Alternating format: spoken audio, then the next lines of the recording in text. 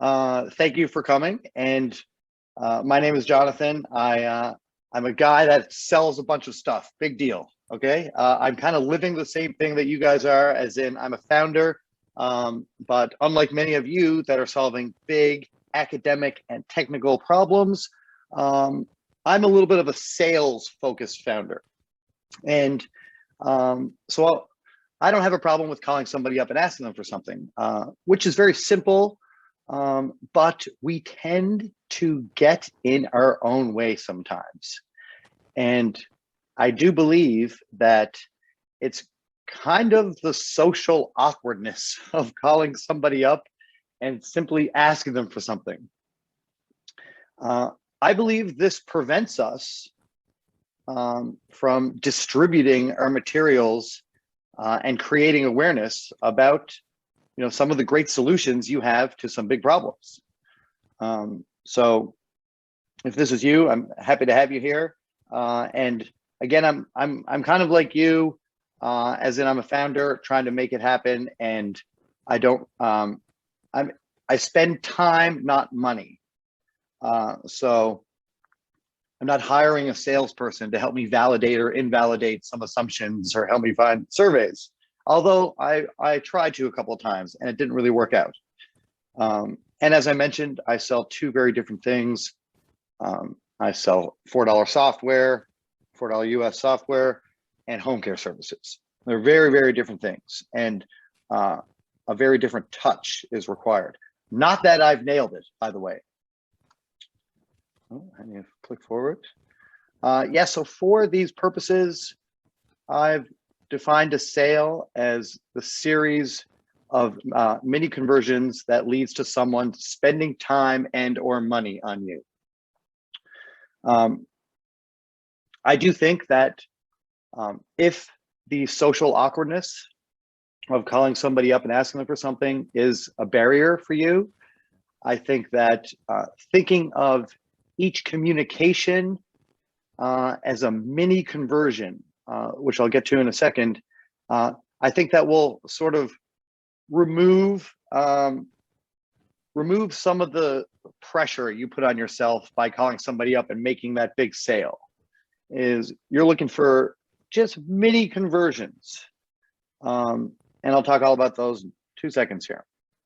So that's a sale defined, a series of mini conversions.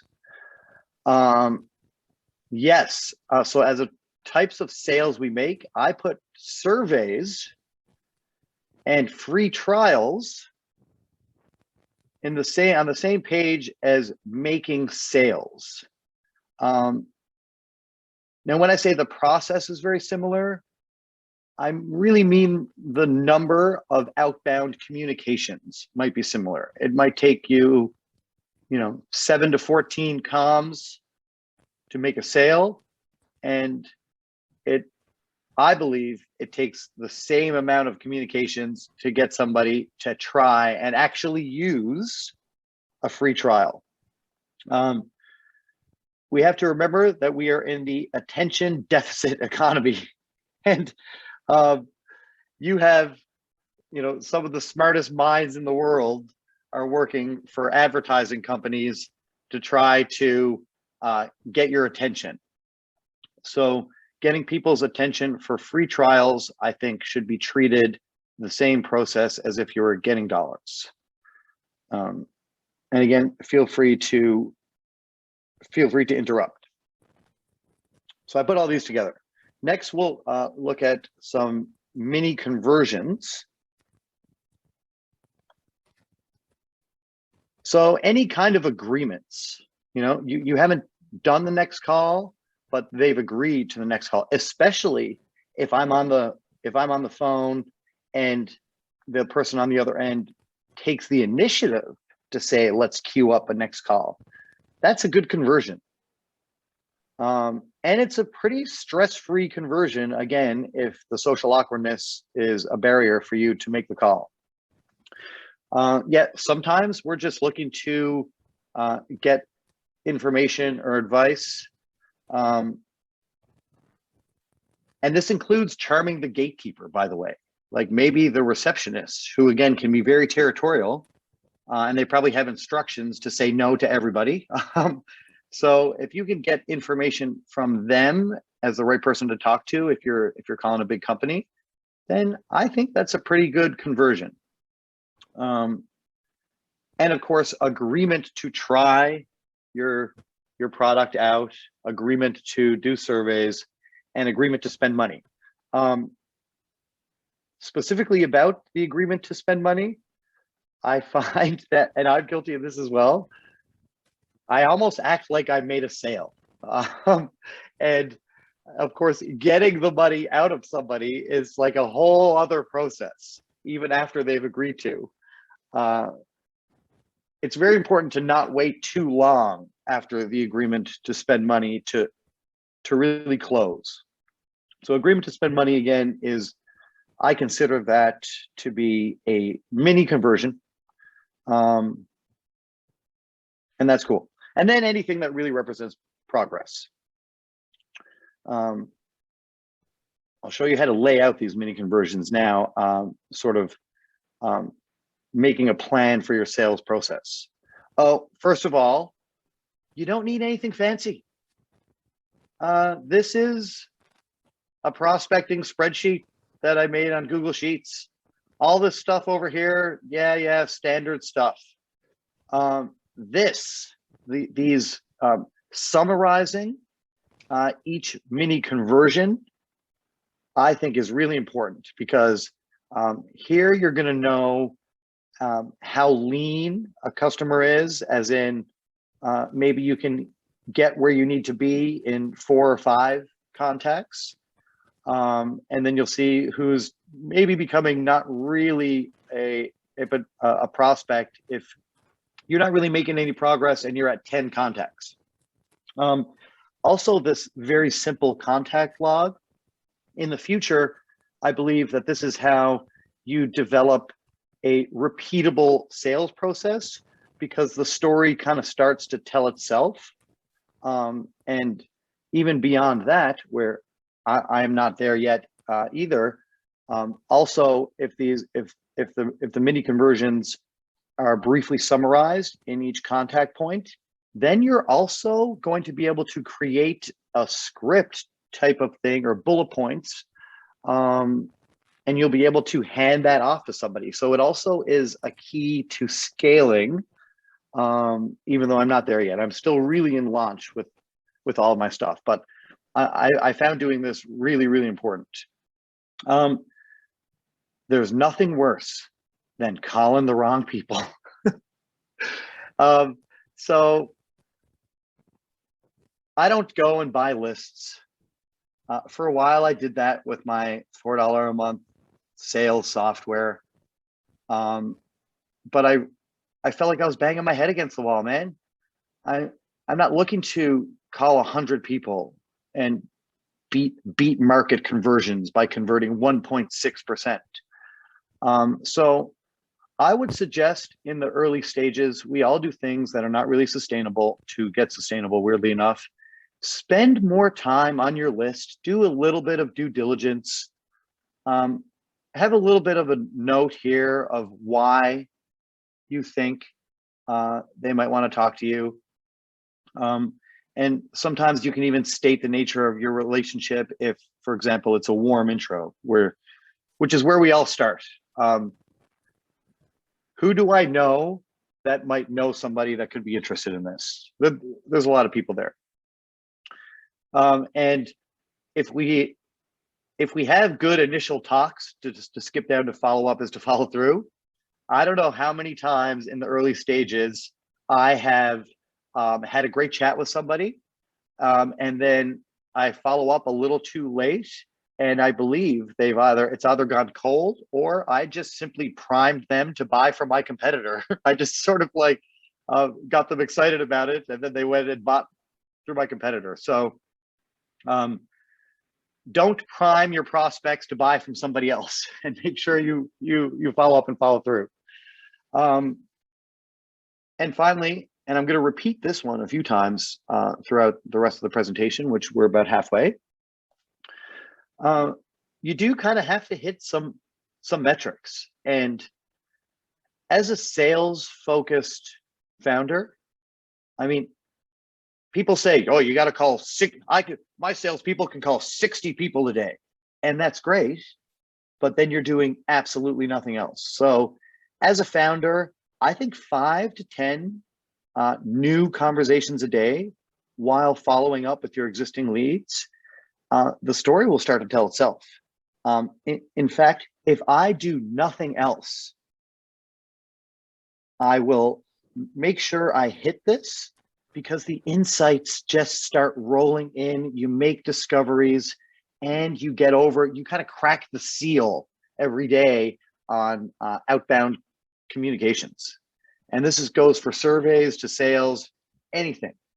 So sometimes I find myself hitting this, and then I catch up with logging here, and I'll like scribble things down in a notepad. But it's definitely more important to reach out than it is to log, but they're all very important. The only slide about this, I got frustrated with my spreadsheet. I've used every darn CRM under the sun. And we just made it. So I use this. This is my software. It's a screenshot of our stock pipeline. I use this to manage sales for my software, but weirdly enough, I use it to manage my entire home care company. So I'll have high frequency transportation clients here. I'll have personal care at home here. I'll have my entire helper team here. And then I can click on each of these, expand them, and put in custom fields and customize it. So I just made the spreadsheet into our own $4 a month software, and that helps me. It doesn't help very many other people, mind you, but I use it all the time, and I'm discovering more use cases, especially for my home care company. Sorry about the text here. And this is an interesting thing. We're all guilty of making this mistake. Who is making sales? And it really is the company leaders. Many of you are highly educated, are super technical people. You can learn to make sales. A salesperson can't learn to do what you do, but you can really round yourself out and become the full package if this is a problem, by just making those outbound calls. You know your business the best. I really think that you should do it. The problem with salespeople early on is we can't pay them, and we can't pay them very much. So you're not going to get somebody that's very good. I think you're going to run into problems. Salespeople are really expensive. And I'm guilty of this too. Hey, I'll give you 100% of the revenue you generate for 3 months. And I make up these things where I want to pay you a juicy commission, even though nobody has ever earned a commission from this before. So it's not going to be the priority. Company leaders are making those calls. I talked about this. I'm going to keep hammering it home. Start out with 5 if you want. If you only do that, you will get insights. You will make progress. At the end of the day, you will feel somewhat fulfilled by successfully having 10 new conversations a day. So I really think that you should try doing that. I don't know who said this. I stole it. But yes, everything else will fall to pieces if we aren't making sales. If we are heavy into grants, then great. But ideally, that helps you get to commercialization. The economics just have to make sense. So if you aren't earning revenue or on your way to earning revenue, then it's not a business, and everything else is somewhat pointless at some point. Almost done, people. And this is what I say is my sales action plan that I subscribe to. So when I make a list with a little column of why they might want to talk to me. I think the fastest that I've done it is 6 minutes. And that's the same for putting into my spreadsheet that I showed you, or my CRM, because both are really quick. But the time, the 6 to 10 minutes, is a little bit of due diligence on who you're calling, and I think that'll make the conversation better. In the beginning, in terms of laying out your target number of communications and mini conversions, I usually start out with 7. Can I get a deal done in 7 communications? And for my purposes, if they reply to me about something that just say thanks received or doesn't necessarily progress the deal, I don't really consider that a communication. So these number of communications are typically ones that I control, and everything else in between is kind of gravy. But yeah, these are outbound communications that I'm going to make based on, the 7 that I've said I want to get a deal done in. Also, if you are selling something that is much higher ticket or corporate sales, then you can double or triple that, right? If your sales cycle is really, really long. But I think the point is to say, I want to do a deal in 10 communications.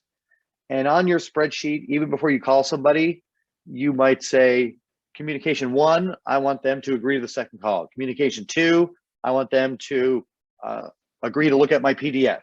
Communication 3, I'm going to follow up and ask them to give up some information, like, what did you think of my PDF?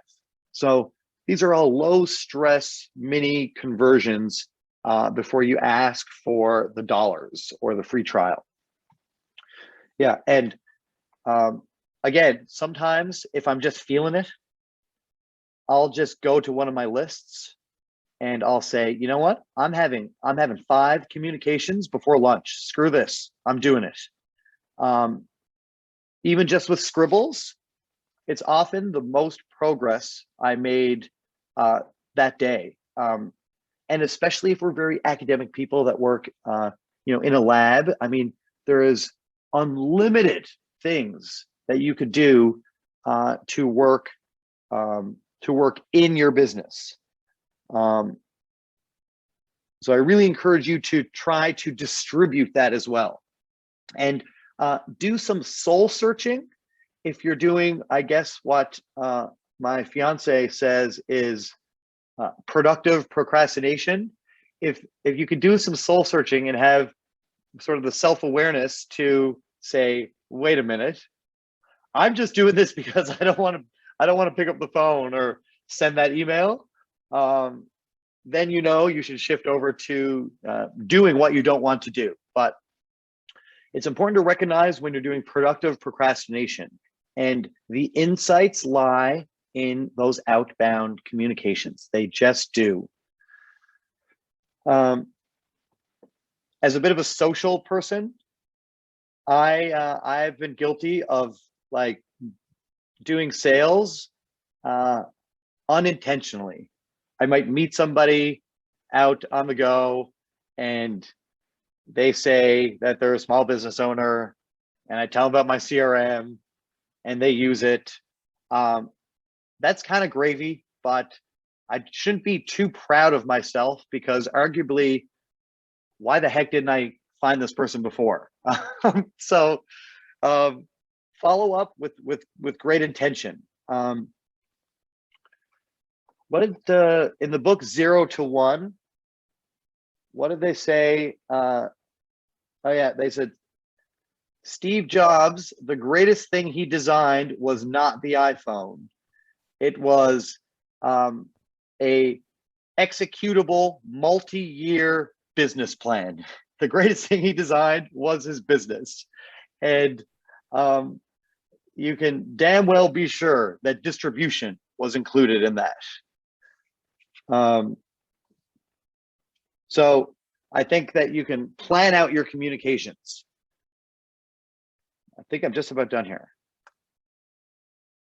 So that's me.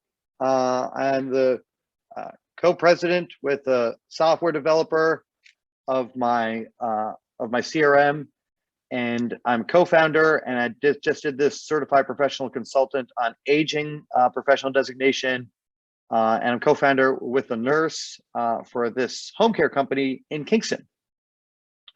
And those are the two things that I sell, and I think I'm doing an okay job with it, but I need to get a lot more progress down, and it's all in the communications. Does anybody have any questions, or actually, is anybody willing to share some of the challenges they've had with trying to call somebody up and ask them for time or money?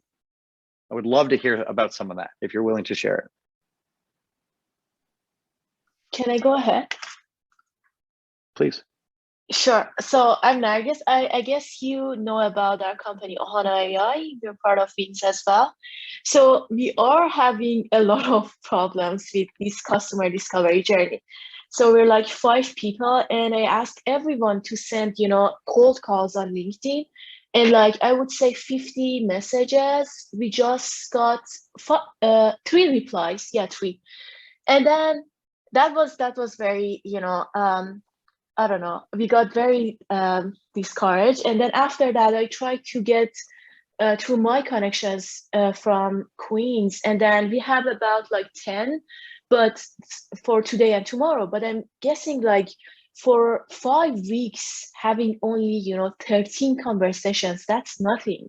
And like everything is on pause because we kind of need to be sure that, what we're developing, it's actually a pain point, And then I don't know, it's quite like very challenging for me at this stage. And I don't know what I'm doing wrong, but it's just like people, they're too busy. Or maybe the warehousing industry that we're trying to solve a problem is quite old school, and people, they're not into media that much, So we cannot get their attention towards LinkedIn. But I would love to hear your feedback on this.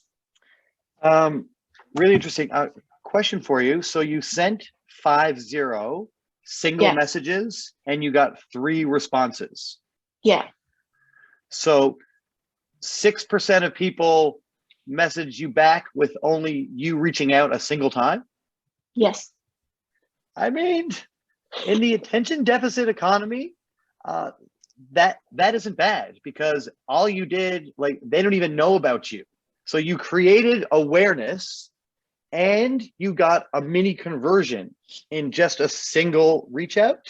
I would consider that to be pretty decent. And I wonder if you continued with those 50 for like 5 reach outs, 1 or 2 a week, I bet you will get more.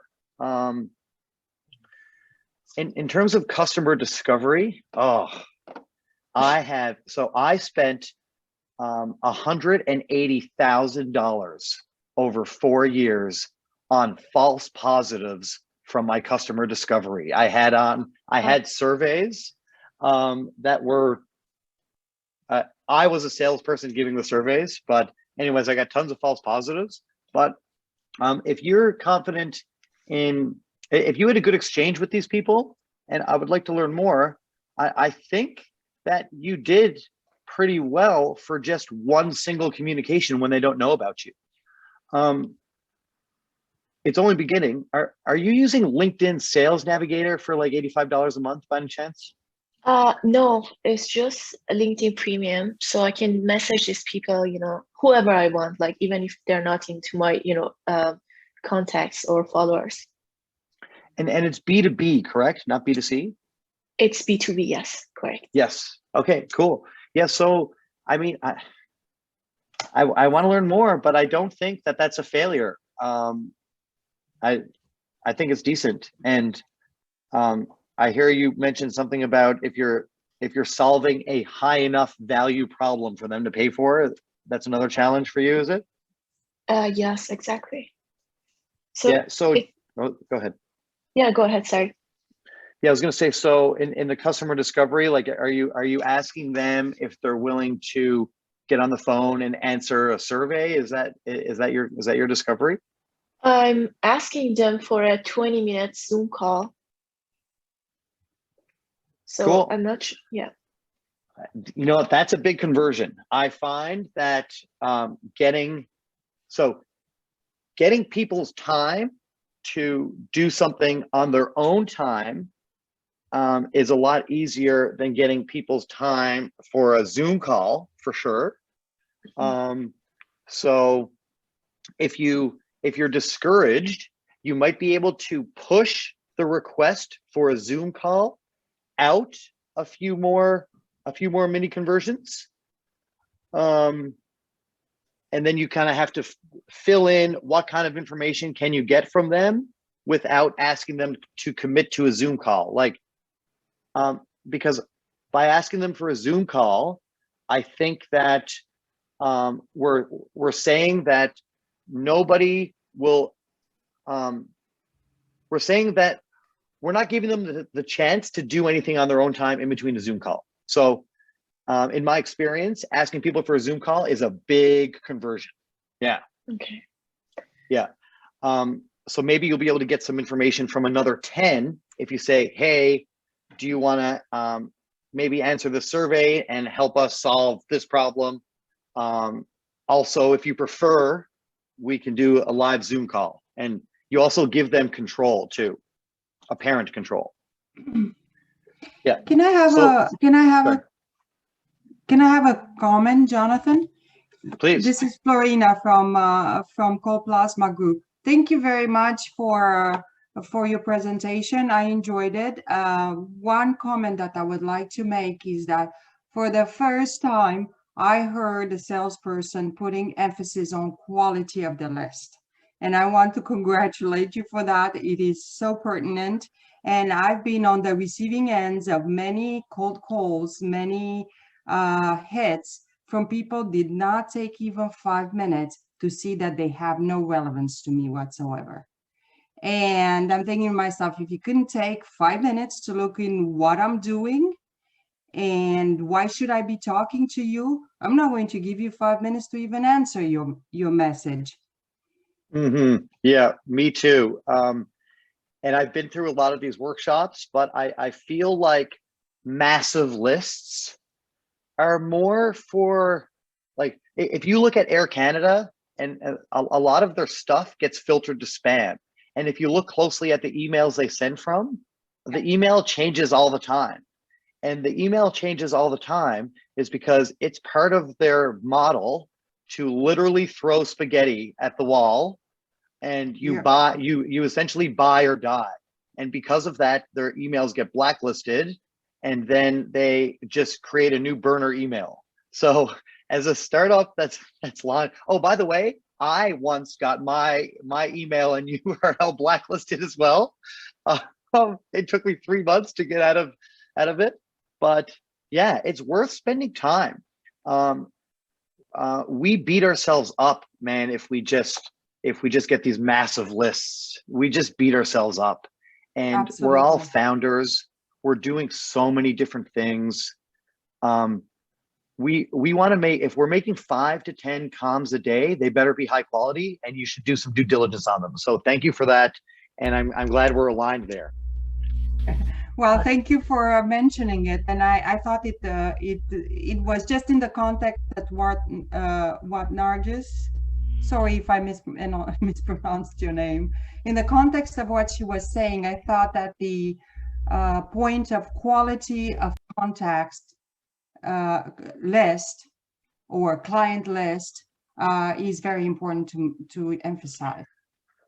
One more thing for you, Nargis, is I've been told over and over again, even though I'm not ready, is LinkedIn Sales Navigator specifically. I don't know how that compares to the premium, but I was told that there's a lot of due diligence you can do with the power of LinkedIn Sales Navigator. So you can sort of spend a little more time researching who you're calling to see if they would be the right person to call.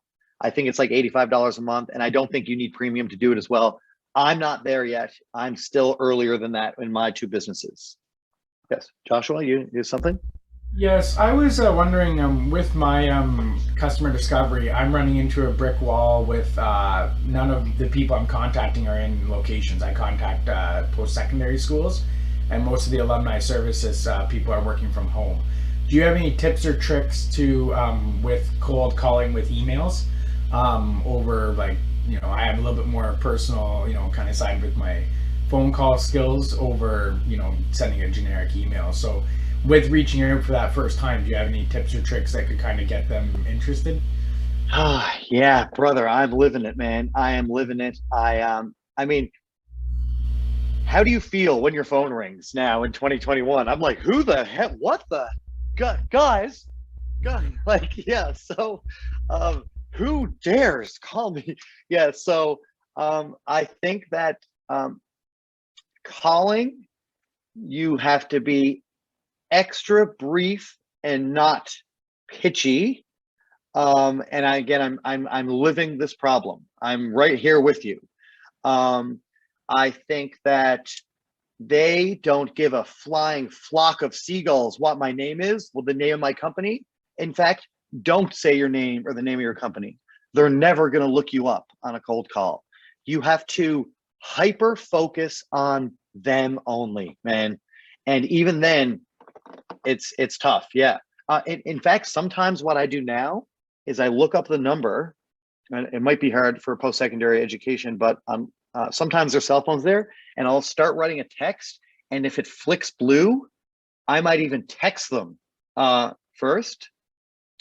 And for the email, if you're reaching out with email first, I don't know if I cover that enough for phone call. Don't say your name. Don't say your company unless they ask. Just jump right in to try to validate or invalidate if they're the right person to call. Are they experiencing that problem? Yeah. So I would exclude name. Hi, I'm CEO. I gave myself this title yesterday, and I don't think anybody cares about that. And I only know this because, boy, I have the scars from doing it over and over again. With an email, I want to say something personal in the subject line. Sometimes I want to write RE ... as if it's a response to an email. I know that I don't say we're getting spammy, but we're getting a little scrappy doing that. But the harsh reality is the body of the email means nothing if the subject line doesn't result in them opening it. Right? So sometimes, like in the emails I sent you guys last night, sometimes I put in, or some of you, sometimes I put your name dash meeting tomorrow. I did that to a few people. I do have trackers on my emails too, so I can see who opens them. But if you're on a post-secondary education, they almost certainly have crawlers. So it'll give the false positive that your email was opened when really it was just filtered through with their automated spam filters. So you have to get hyper specific, focus on them, and yes, try to personalize the subject line a little bit. I can help you do it. Like I can't say I can help you do it, but I am open to providing some brief insights as we go. Yeah, and also you guys can use my CRM, which is in launch phase. We're running a Gmail plugin. You can use it for free. It's $4 a month. I'm not here to, by me saying it, I'm wasting my time trying to sell it. You can't use a human to sell something for $4 a month. You can use it for free. And I can talk about, try to get them to open up on the email, or be a little more responsive on the phone. Big challenges, but doable. In regards to where you said not giving your name and business and that stuff on the phone call, would you use that as well in the email and not kind of brand the email towards the business, but more keep it just like a normal kind of email instead of having your logo and your business information? That remove that out. Oh yeah, you got to get that out of there. Yeah, any images, you got to get rid of all images. It's got to be a text email, and like you can write out your e-signature and maybe include the link to your site, but in my opinion, if I send somebody an email and I put a link to my site, then I'm expecting they're going to go to my site and the site's going to do the selling for me. I don't think so. The reason I'm reaching out to them is because I am trying to do the sale. So if I give them a road, a fork in the road to take, I think I'm going to lose them unless I have full confidence that my site will do the selling, in which case I'm not needed. So yeah, I think first email, you are looking for a response from that person. That is your mini conversion, which is actually a good conversion if you haven't emailed them. You're not looking to send them anywhere else, and you're not looking to ooh and ah them. And it's got to be super quick, super brief. Yeah. Perfect. Thank you. Oh, one more thing. You have to front load your email. So in a lot of browsers now, they'll see the subject line and they'll see the beginning of the email. I think front loading your email is good, assuming that they're just going to scan the first sentence or two before they read the body. So the meat has to be up front. And from what I understand, that's the case for YouTube videos and for copy on online ads. You got to front load the copy. Yeah. Cool. Good questions. Hopefully I've provided some decent information. Anybody else want to talk? Hey, Jonathan, thank you for the presentation. It was great content. I was just curious about learning more about your sales process for lead generation. So now when we talk about lead gen, you don't mean like the technical tools I might use, like landing pages and stuff, right?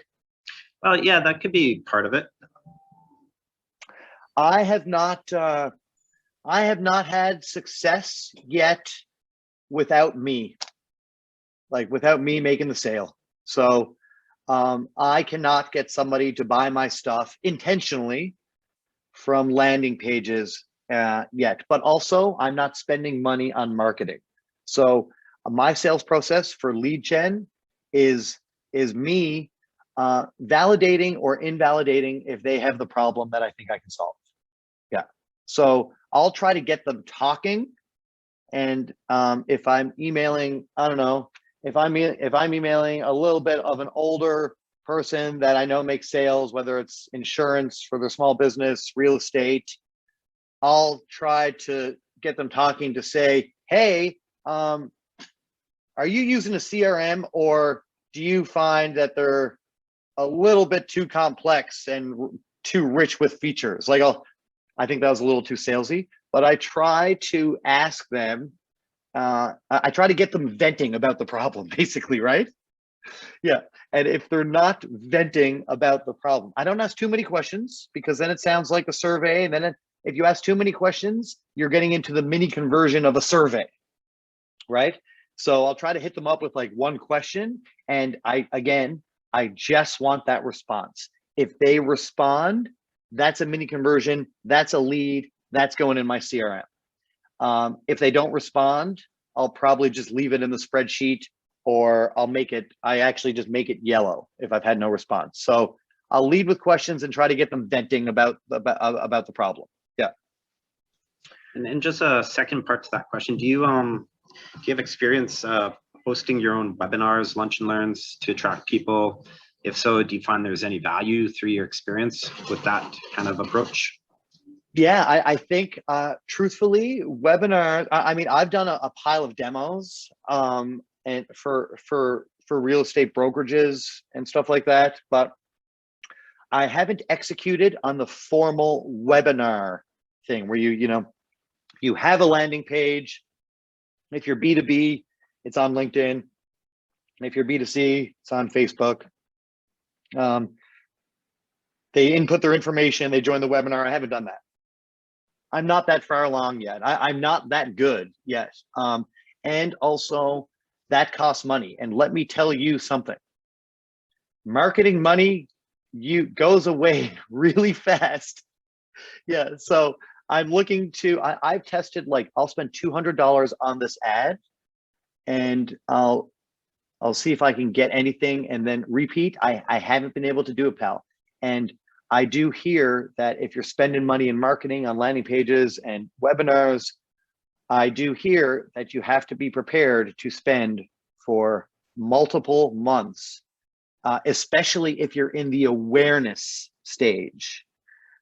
So generating awareness, paying to generate awareness, and then paying to then convert to a webinar is a lot of paying. Yeah, so my first few demos, and I shouldn't say webinars, but my demos that I do, I still do it direct. If I'm selling something for $4, I'll go to the broker and I'll say to the brokerage, you know, do you have high abandonment and low adoption for your sales staff to use a CRM? Period. And they always say yes. I just use the humans. I use me to generate leads for a webinar. I have to. Yeah, so far. If I figure it out, I'll let you know, though. Let me tell you. Yeah. Yeah. Hey, John, go ahead. Oh, sorry. No, No, go ahead. please. I was just going to ask him if he's had any luck with webinars, or is he in the same position as I am? Oh, yeah, we're kind of exploring that as an option. In the past, it's similar tactic to yourself. We prefer to do direct demos, and typically those demos will just naturally evolve as part of our conversations we're having with the prospects that we're engaged with. We're big on the analytics, so we do a lot of tracking and similar conversion rates to what you reported. For the lady that asked the question about kind of the LinkedIn outreach. Yeah, for our part of our customer discovery, we initially reached out to 90, not even connections on LinkedIn, just people within our target market that we identified. And out of those 90, we were able to engage 13 of them through a Zoom call interview. So it was about a 13% kind of conversion rate based on that. And then, yeah, majority of those contacts agreed that we can keep in touch with them as we continue moving forward. So we put them kind of in the prospects bucket as part of our sales funnel. So I think if you're targeting kind of like a 10 to 13% conversion rate on your outreach, and those are pretty standard metrics. Like if you run a automated sales campaign through like a news list that you've generated through a service like MailChimp, yeah, they say that usually those emails, if you can get like a 13% open rate on your email just to have the email opened, then that's success. And then out of those 13%,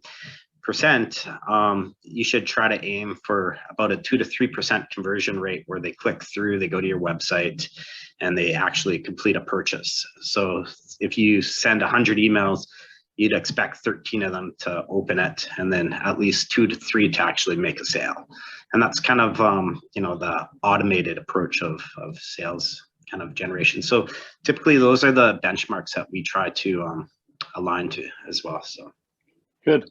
Thanks for sharing that. And I get these Zoom calls. You guys are getting to third base so quickly, getting people on these Zoom calls. Yeah, the big conversions. Sorry, Morgan.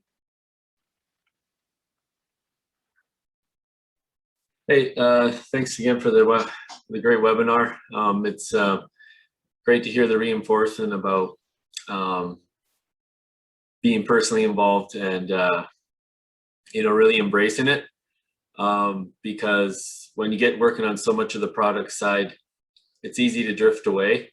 Just this reinforcement and community around it, I find beneficial. You should make memes that like help people stay focused or whatever, because it actually is it is the business, right? Like we get so obsessed with making the product, but sales and the embracing of that, I find a lot of founder and communities and people really need that encouragement, because that is to what you evolve and end up in, right?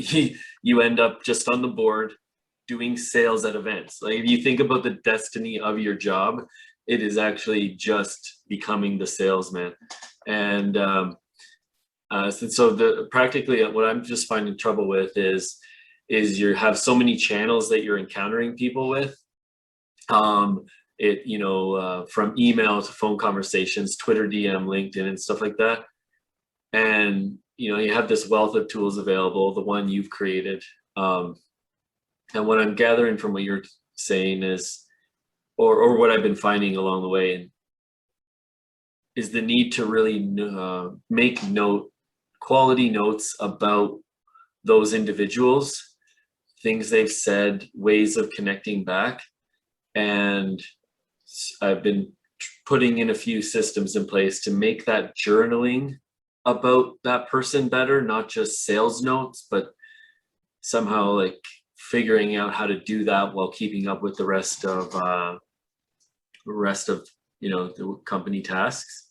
So I didn't know if you had anything to share about that, about it's just like the way you create effective, quick notes and keeping tabs on everything. Yeah, well, I'd say for sure within 2 hours of physically writing a note down, I can no longer read my own notes. So, so I have to quickly get it in my communications log, and anything that's going to help subsequent conversations, of course. But in addition to sales notes, you mentioned something about anything about the person, and oh man, a couple of people stick out in my mind. With my fiance's colleagues, she works at KGH, and I have met one of her colleagues. I met them once, very briefly. Didn't even remember his name. It takes me, I have to like make a conscious effort to put the name in. Next time I saw him, he gave me a sincere personal hello and thank you and knew my name. And I thought, wow, what a class act that guy is. So in addition to your sales notes, if you can find anything that shows that you display even a smidgen of interest in what they like or what their business is, even if it's not relevant to your sale, oh, you are in a different category, brother. You're in a whole different category. Wow, a sincere exchange in 2021. People respond well to that. Yeah. So it's good to be conversational and it's good to be classy, pal. So heck yeah, personalize your sales notes and try to be brief with your sales notes too. All right. I'm as you can see, I put it in a spreadsheet. I do wrap the text, but there's 1 to 3 things that I like to hit that's going to help me in the next conversation.